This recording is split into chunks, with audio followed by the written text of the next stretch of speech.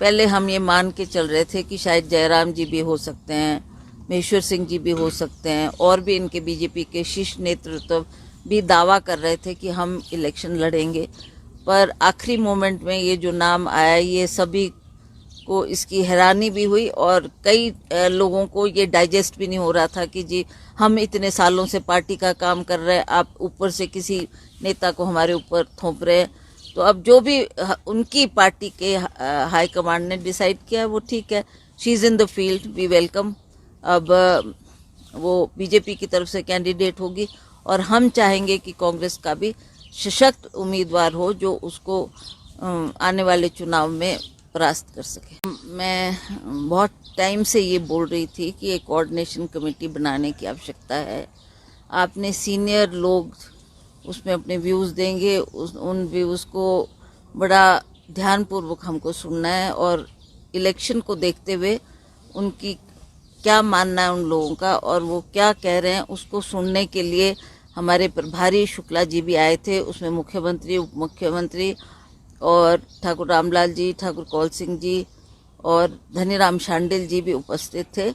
उसमें यही चर्चा हुई कि 24 का चुनाव अब आ चुका है, उसकी हमें किस तरीके से तैयारी करनी है और किस तरीके से ये बाई इलेक्शन भी फेस करना है, उस पर विस्तृत चर्चा हुई। सभी के सुझाव सुनेंगे और शुक्ला जी को उन्होंने जो जो परिस्थिति है उससे अवगत करवाया। यही विषय था कल चर्चा का। और जहाँ तक ये इलेक्शन की बात है, मुझे लगता है कि अब एक चुनौती हमारे सामने खड़ी हुई है, उपचुनाव भी है, उसमें हमें किन किन को उतारना है मैदान में, इस पर भी चर्चा की गई।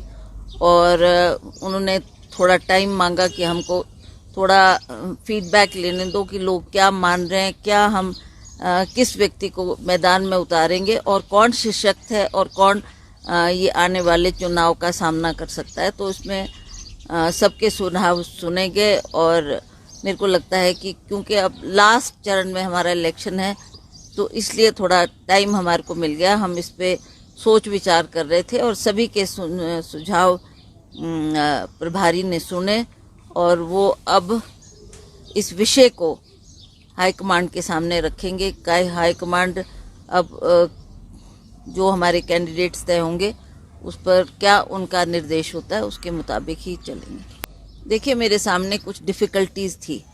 मैंने बार बार ये प्रेस के सामने भी कहा है कि जब मैं चुनाव के दौरान पहले भी 1-1.5 साल से हर क्षेत्र का दौरा कर रही थी तो कुछ बातें वर्कर्स ने भी कही, कुछ लोगों ने भी कही।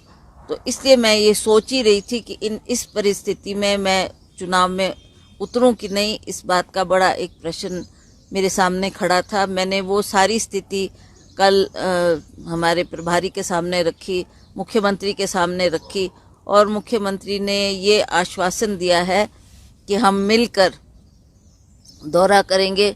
लोगों की जो समस्याएं होगी काफ़ी हद तक उनका मानना था कि सरकार ने सॉल्व कर दिए। जैसे डिज़ास्टर आया तब लोगों के बीच गए, जो जो संभव हो सका वो उन्होंने मदद की है। उसी तरह से चाहे ओपीएस की बात है, चाहे महिलाओं को पैसे देने की बात है, चाहे दूध के दाम बढ़ाने की बात है, ये सब काम सरकार ने किए हैं।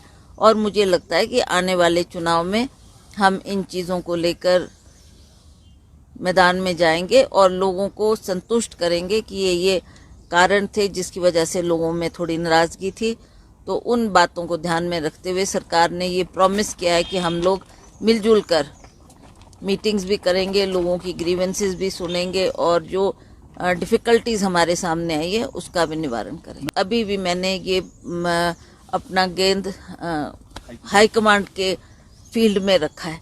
अब वो क्या तय करते हैं, क्या इस पर फैसला करते हैं, वो जल्द हमारे को अपना फैसला सुनाएंगे। हमारी एक बैठक अभी 4-5 तारीख को फिर दिल्ली में होनी है जिसमें हम शीर्ष नेतृत्व से मिलेंगे, हमारी जनरल सेक्रेटरी है उनसे मिलेंगे और वो क्या इस पर डिसाइड करते हैं, then I will take my step. हमेशा मेरे साथ रहता है।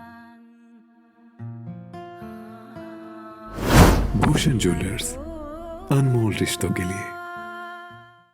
यार ऋतु, आज शॉपिंग करते हैं, पर कहाँ से करेंगे? मुकेश ट्रेडिंग कॉर्पोरेशन में वैरायटी इतनी कि तुम्हारा दिल झूम उठेगा। लेकिन ये कहाँ पर है? ये है मेन बाजार कुनिहार में, सब एक ही छत के नीचे।